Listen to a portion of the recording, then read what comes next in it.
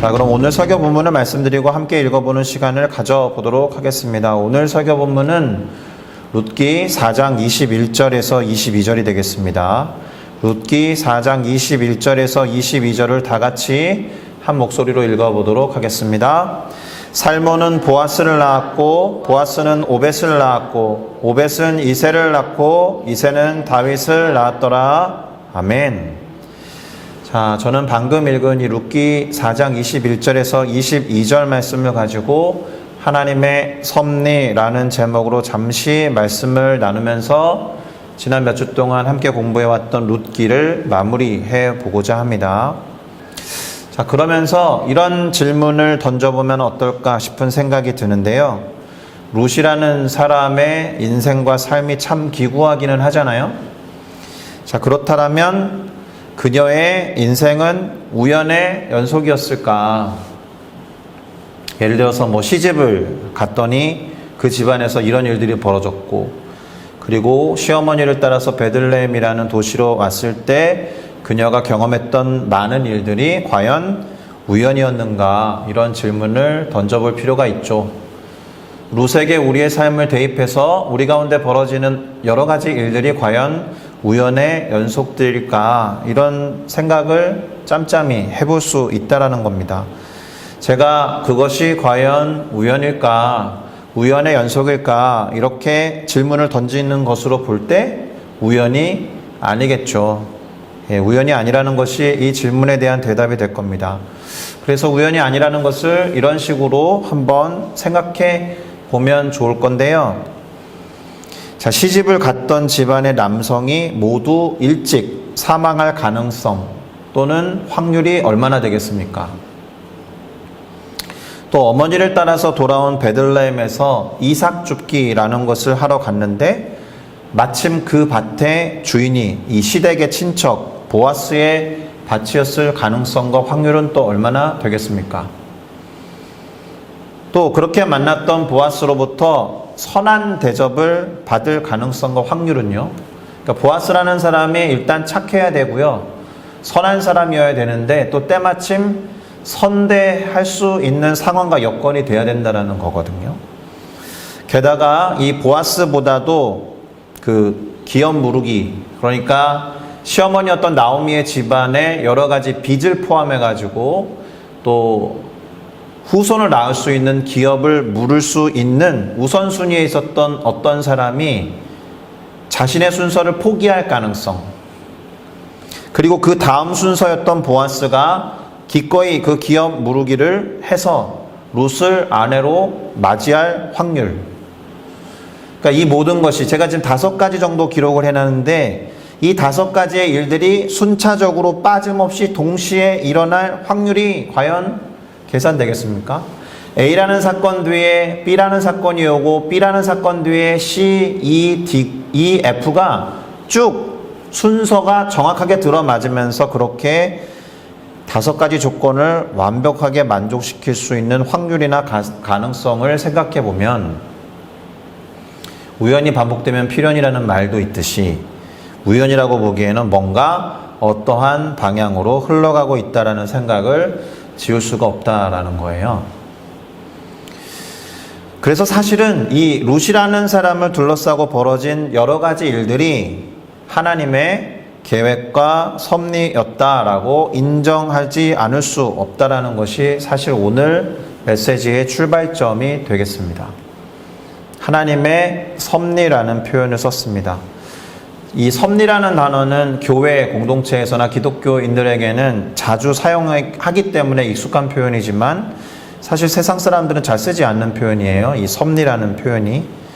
자, 일단 이 섭리라는 단어는 영어로 providence입니다. 제가 일부러 노란색 글씨로 이 단어의 어근을 표현해 놨잖아요.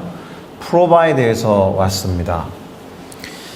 예. 공급함 이런 뜻이 되는 것이죠. 그런데 또 이 provide라는 단어도 pro라고 하는 미리라는 접두어에다가 bide가 vision에서 왔거든요. 보다, 미리 보다라는 의미를 갖고 있습니다.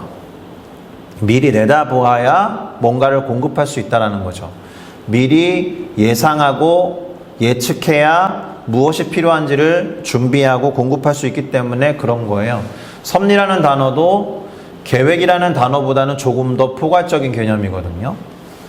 그런데 우리가 이 섭리 또는 이 providence 또는 provide라는 단어를 지난 1년 동안 우리 교회 안에서는 사실 매주 봤던 단어입니다. 우리 교회가 지난 1년 2023년에 교회의 주제 말씀으로 창세기 22장 14절 그 말씀을 모토로 해서 달려왔었는데요. 그것이 어떤 말씀이었는지 기억하실지 모르겠습니다. 한번 읽어보고 가도록 하겠습니다. 창세기 22장 14절인데요. 이렇게 기록되어 있습니다.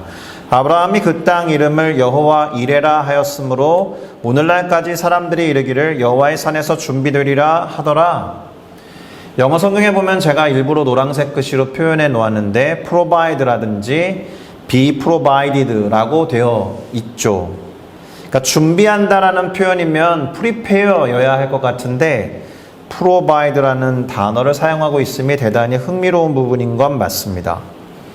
그러니까 흔한 말로 provide니까 공급하신다는 뜻인데 사실은 그보다 훨씬 더 심오한 의미를 담고 있다라는 말이죠. 이미 provision을 설명할 때 말씀을 드렸는데 공급하시기 위해서 필요를 알아야 하고 뭐가 필요한지를 또한 알지 않으면 공급할 수 없기 때문에 그래요. 그리고 공급이라는 것이 다 떨어졌을 때 며칠 참았다가 공급되는 게 아니고요.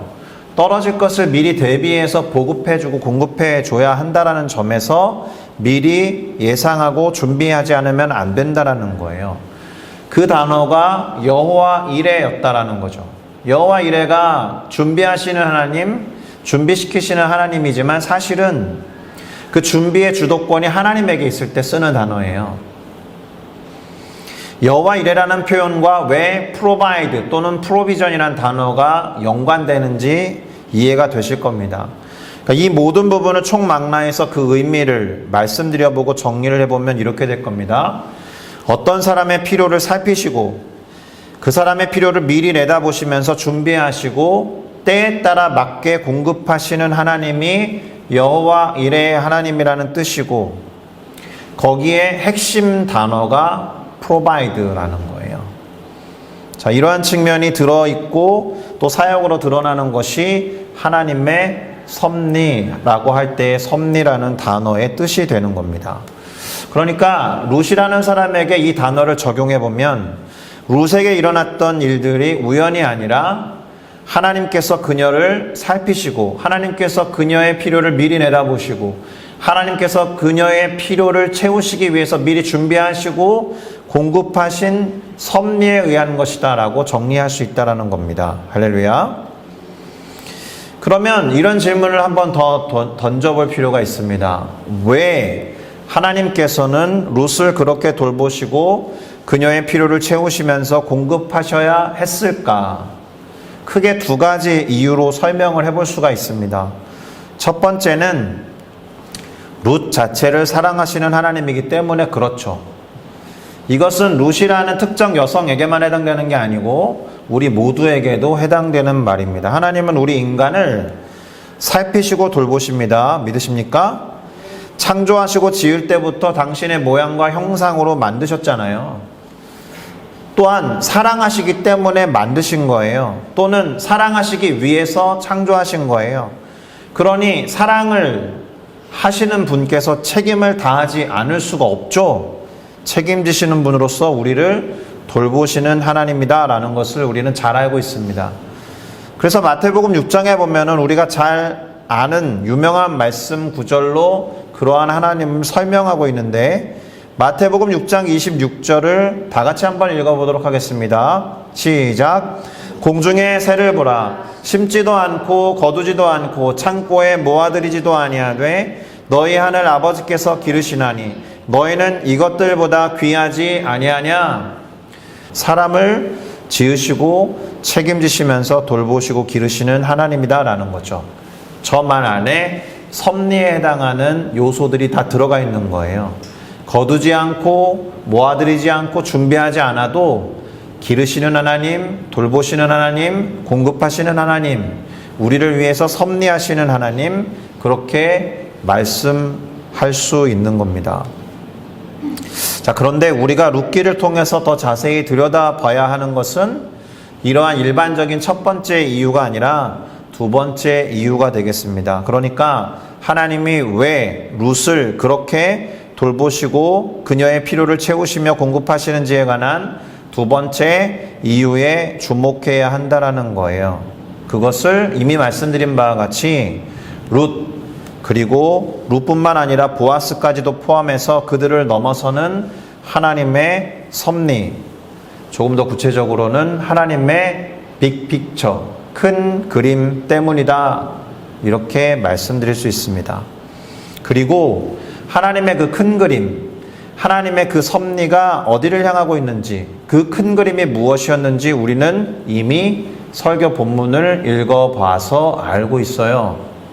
한 번 더 읽어보고 조금 더 자세히 들여다보도록 할까요? 룻기 4장 21절에서 22절입니다. 제가 읽겠습니다. 살몬은 보아스를 낳았고 보아스는 오벳을 낳았고 오벳은 이새를 낳고 이새는 다윗을 낳았더라. 자, 여기에 어떤 큰 그림이 보이세요? 이 족보에서의 핵심은 룻과 보아스를 통해서 다윗이 이 세상에 태어나게 될 거다라는 점에 있습니다. 보아스가 룻과 결혼해서 오벳을 낳았고 오벳은 이새를 낳았는데 이새가 다윗의 아버지인 거니까 룻과 보아스는 어떻게 되는 거예요? 다윗의 증조 할머니와 증조 할아버지가 되는 셈이죠.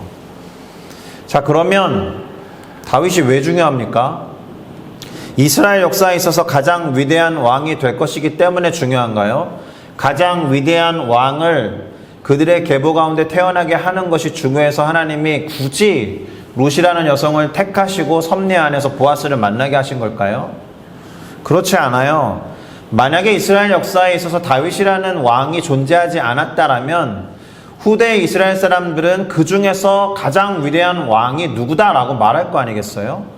언제나 위대한 왕은 역사 속에 가장 위대한 사람을 지목해서 사람들이 이렇게 추앙하는 경향이 있기 때문에 굳이 다윗이 아니어도 이스라엘 역사에서의 누군가는 위대한 왕이라는 위치에 올라서 있을 겁니다. 다윗이 위대한 왕이기 때문에 룻과 보아스를 향한 하나님의 큰 그림이 있었다, 여기에 방점이 있지 않다라는 겁니다. 그런데 우리는 다윗이 위대한 왕이기 때문이 아니라 다윗이 왜 중요한지를 잘 알고 있습니다. 족보 얘기를 했으니까 예수님의 족보를 통해서 확인할 수가 있습니다.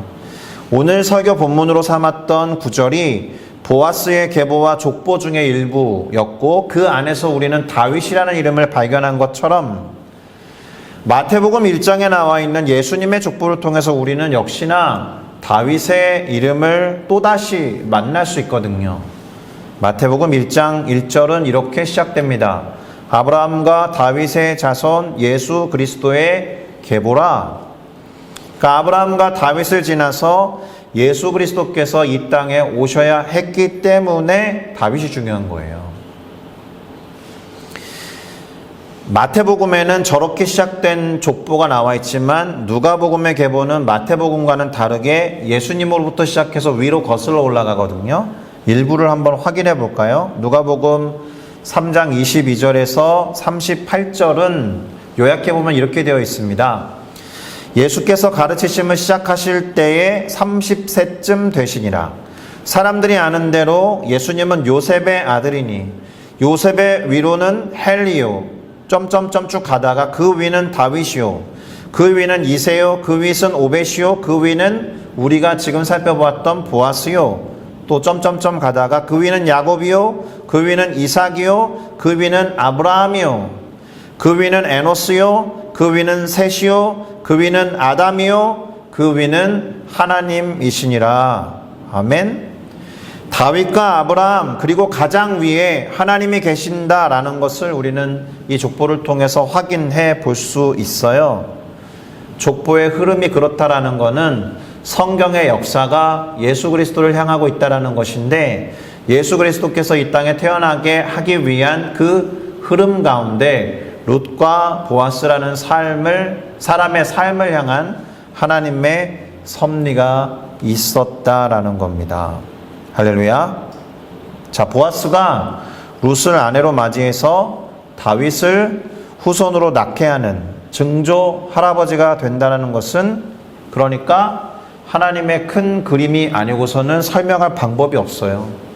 하나님의 큰 그림, 하나님의 작정, 하나님의 섭리 안에서 그것은 대단히 필연적이고 계획적인 일이 될 것입니다.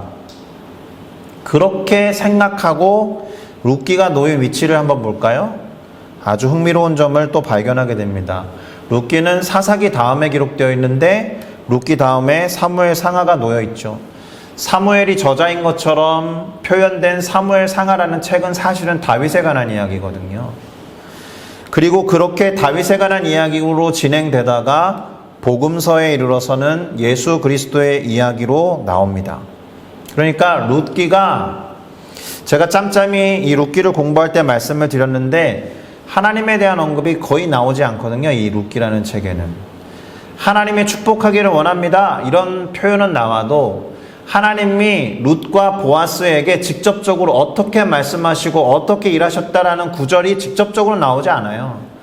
그럼에도 불구하고 룻기라는 책이 사사기와 사무엘상하라는 책 사이에 놓여야 하는 이유가 뭐라는 거예요? 다윗 때문에 그렇다라는 겁니다. 다윗을 향하도록 룻과 보아스의 삶을 움직여 가시는 보이지 않는 손과 같은 하나님이 간접적으로 드러나는 책이 룻기다. 자, 그렇게 보니까 오늘 정확히 살펴보지는 않았지만 오늘 본문에서 룻과 보아스가 결혼을 하거든요. 그래서 사람들이 그들의 어머니가 되는 나오스를 향하여 찬양하는 장면이 나와요. 축복하는 장면이 나와요. 마치 예수님이 이 땅에 오셨을 때 천사들이 찬송을 했던 장면을 생각나게 하는 구절들입니다. 룻기 4장 14절에서 15절은 그 찬송의 내용을 이렇게 기록하고 있습니다. 여인들이 나오미에게 이르되 찬송할지로다, 여호와께서 오늘 너에게 기업 물을 자가 없게 하지 아니하셨도다. 이 아이의 이름이 이스라엘 중에 유명하게 되기를 원하노라. 이는 네 생명의 회복자이며 네 노년의 봉양자라. 곧 너를 사랑하며 7 아들보다 귀한 네 며느리가 낳은 자로다 하니라. 그러니까 룻과 보아스 사이에서 태어날 아이를 그렇게 축복하고 그렇게 태어나게 하신 하나님을 찬양하고 있는 건데요. 특별히 와닿는 구절은 뭐예요? 이 아이의 이름이 이스라엘 중에 유명하게 되기를 원한다라고 기도하고 축복하는 부분이 흥미롭죠. 자, 예수님의 탄생을 축하하면서 찬송했던 천사들의 노래도 한번 확인해 볼까요? 누가복음 2장 13절부터 14절인데 다음과 같은 천사들의 노래를 기록해 두고 있습니다. 호련히 수많은 천군이 그 천사들과 함께 하나님을 찬송하여 이르되 지극히 높은 곳에서는 하나님께 영광이요 땅에서는 하나님이 기뻐하신 사람들 중에 평화로다. 할렐루야. 직접적으로 예수 그리스도가 하나님이 기뻐하시는 사람들 중에 평화로다라고 노래하고 있죠. 물론 그 누군가가 가정을 꾸리고 누군가에게 아이가 태어나면, 자식을 낳게 되면 주변에서 축하하고 축복하는 것은 지극히 자연스러운 일이니까 그렇게 특별할 것도 없어요. 많이들 그렇게 했을 겁니다. 그런데 룻기가 놓여있는 상황, 그리고 룻과 보아스를 하나님의 큰 그림 안에서 바라보는 시선을 우리가 적용해서 보면 이러한 노래조차도 그 섭리라는 관점에서는 대단히 특별하다라고 매칭할 수 있습니다. 자, 이렇게 하나님의 큰 그림, 곧 그분의 섭리를 염두에 두고 룻기를 살펴보면 룻기에 기록된 많은 일들이 필연적인 것이고 각각의 조각들이 뭔가 대단히 잘 들어맞아서 어딘가로 향하고 있다는 것을 알 수 있습니다. 이것이 룻기를 하나님의 큰 그림과 계획, 그리고 하나님의 섭리 안에서 읽어야 하는 이유예요. 그러니 우리는 이렇게 정리하며 말할 수 있을 것입니다. 룻에게는 시어머니 나오미, 그리고 자신이 속한 집안의 기업을 물러줄 보아스라는 사람만 보였겠죠. 그러나 하나님에게는 룻과 보아스를 넘어서는 다윗이 보이셨을 테고, 궁극적으로는 당신의 아들 독생자 예수 그리스도까지 보이셨을 겁니다. 그런 면에서 하나님께서 이사야 선지자를 통해서 하신 말씀이 우리 가운데 참으로 와닿을 겁니다. 이사야 55장 9절에는 우리가 잘 아는 다음과 같은 기록이 나옵니다. 이는 하늘이 땅보다 높음 같이 내 길은 너희의 길보다 높으며 내 생각은 너희의 생각보다 높음이니라. 아멘.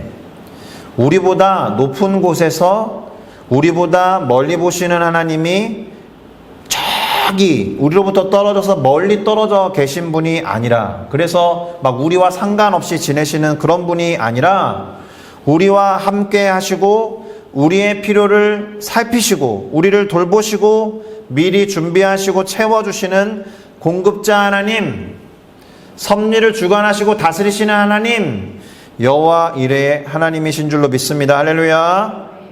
그러니 이 말씀을 적용해서 이렇게 결론을 지을 수 있는데, 우리의 삶에서 벌어지는, 눈앞에서 벌어지는 특정 사건들 때문에 일희일비할 필요가 없다라는 거예요. 그 사건들 너머에 우리를 지켜보시고 우리의 필요를 살피시며 무엇이 필요한지 미리 준비하시고 공급하시는 하나님의 큰 그림, 하나님의 섭리, 그것이 있기 때문에 그렇습니다. 할렐루야. 한 가지 사례를 소개하고 설교를 마무리해 보도록 하겠습니다. 제가 1999년에 미얀마로 단기 선교를 간 일이 있습니다. 모였던 팀원들이 참 좋았어요. 은사와 달란트도 많았고 단기 선교를 여러 차례 갔던 친구들이 많이 있던 팀이었습니다. 그 중에 한 형제가 있었어요. 형제이지만 율동과 워십 댄스를 대단히 잘했고 스킷 드라마 같은 거에 역할을 배정하면 표정도 살아있고 너무 분명하게 몸으로 메시지를 잘 전달하는 그런 친구였습니다. 그리고 심지어 신학생이었어요. 그래서 영적으로도 꽤나, 물론 신학생이라고 다 성숙한 건 아니지만 영적으로도 매우 성숙한 형제였습니다. 모임할 때마다 누구보다도 솔선수범했고 기도도 가장 오래 크게 했고, 그래서 제가 팀장이었을 때 이 형제만큼은 꼭 같이 갔으면 좋겠다, 우리 팀에 꼭 필요하겠다, 그렇게 확신한 형제였거든요. 못 갔다라는 얘기는 아닙니다. 하나님이 미얀마 땅에서 그 형제를 크게 쓰실 거다라는 확신이 있었고 실제로 그랬어요. 그런데 그 형제를 바라볼 때 제 마음에 불편한 게 하나 있었습니다. 뭐냐 하면, 현장에 갔잖아요. 미얀마에 한 18일 정도 갔는데요. 단기 선교를 가면 하루를 마무리하면서 늘 쉐어링을 해요. 생각을 나누고 오늘 어떤 하나님을 체험했고 오늘 부족한 부분이 뭐였고, 그래서 내일은 이렇게 보충을 하고 싶고 우리 잘해봅시다 하고 기도하고 마무리하고 자거든요.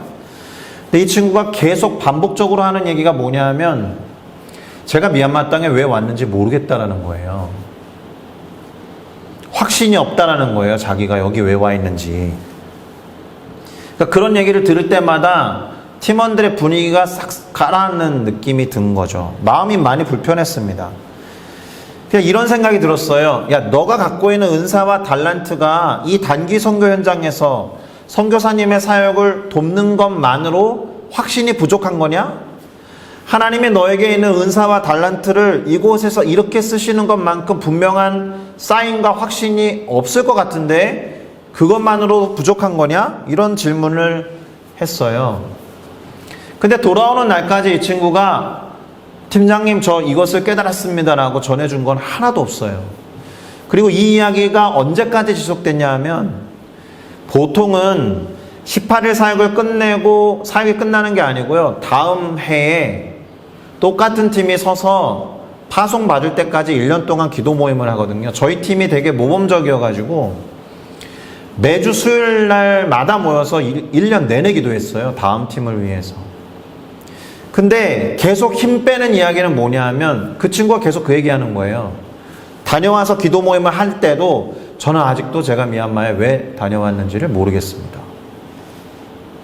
2년이 지난 다음에 알았어요. 2년이 지난 다음에 그 친구가 선교사 헌신을 해가지고 신학교를 졸업하자마자 결혼을 이직하고 필리핀에 선교사로 나갔습니다. 그 친구가 했던 간증이 그거예요. 미얀마에 왜 갔는지 몰랐는데 1년 동안 기도 모임하고 계속 묵상을 해보니까 하나님이 필리핀 땅으로, 미얀마도 아니지만 필리핀 땅으로 나를 선교사로 부르셨다는 확신이 생겼습니다. 그때부터 이어졌는데 제 마음에 확신이 든 것은 2년이 지나서였습니다. 사실 1년 동안 기도 모임하고 그 다음 팀으로 넘어갔기 때문에 이제 잊어버렸거든요.